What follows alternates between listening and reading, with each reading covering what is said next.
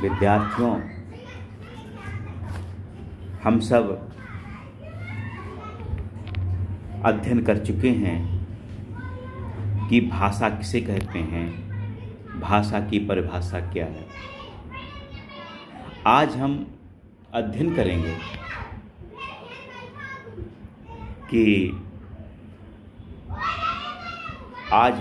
करेंगे भाषा के कितने रूप हैं। हमने उस दिन बताया था कि भाषा के 3 रूप हैं: सांकेतिक भाषा, लिखित भाषा और मौखिक भाषा। कितने रूप हैं भाषा के? 3 रूप हैं। कौन कौन से? सांकेतिक भाषा, लिखित भाषा और मौखिक भाषा। अब प्रश्न उठता है, सांकेतिक भाषा किसे कहते हैं?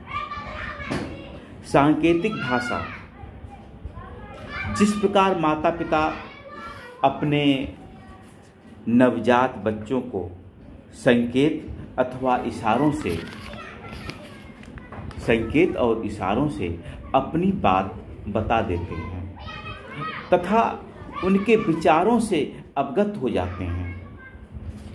चिकित्सक या डॉक्टर अपने उन रोगियों को जो हृदय रोग अथवा अस्थमा से पीड़ित होते हैं, उन्हें भी इशारों के आधार पर अपनी बात समझा देते हैं। जानवर जैसे बंदर भी अपने बच्चों को तथा अपने साथी को संकेतों के आधार पर ही प्रेम व गुस्से का इजहार कर देते हैं, प्रकट कर देते हैं। इसे हम क्या कहते हैं? सांकेतिक भाषा कहते हैं, जिसमें हम बोले ना, हमारे ओंठ ना चलें, बल्कि हम संकेत करें। दूसरा, लिखित भाषा। ये तो बहुत आसान। मन के भावों और विचारों को जब हम लिखकर प्रकट कर देते हैं तो वह भाषा, वह माध्यम लिखित भाषा का रूप हो जाता है।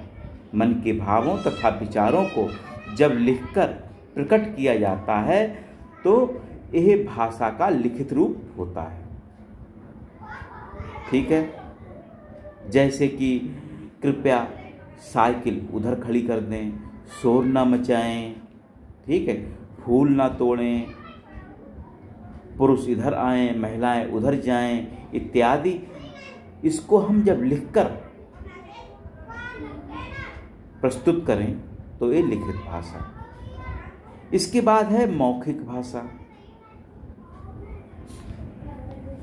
मौखिक भाषा जब हम अपनी बात या भावों को दूसरों पर प्रकट करना चाहते हैं तो उसे मुंह से बोलकर व्यक्त करते हैं, तो हम उसे मौखिक भाषा कहते हैं। जैसे कि नेताजी आते हैं एक जनसभा में, लाउड स्पीकर के द्वारा जनता को बताते हैं। अध्यापक होते हैं, क्लास में बोलते हैं, सब सुनते हैं, तो इसको हम मौखिक भाषा कहते हैं।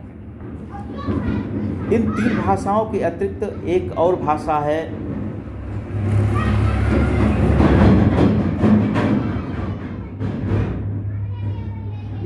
आप ठीक कह रहे हैं, संपर्क भाषा। एक संपर्क भाषा है। कुछ भाषाएं ऐसी होती हैं जिनके द्वारा हम देश विदेश से अपने विचारों को वहाँ के रहने वालों को समझाया जा सकता है, जैसे हिंदी व अंग्रेजी।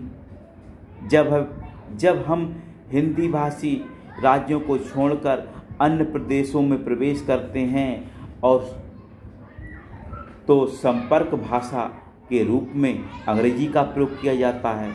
और जब हिंदी भाषी लोग हिंदी भाषी क्षेत्रों में आते हैं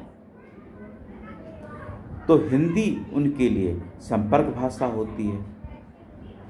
और अन्य भारतीय भाषाएं जैसे कि संस्कृत, कश्मीरी, पंजाबी, गुजराती, मराठी, मलयालम आदि अनेक भाषाएं हैं। ठीक है।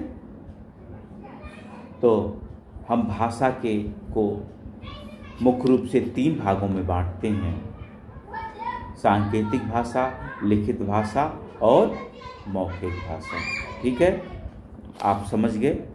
कोई समस्या? ठीक, ठीक, ओके।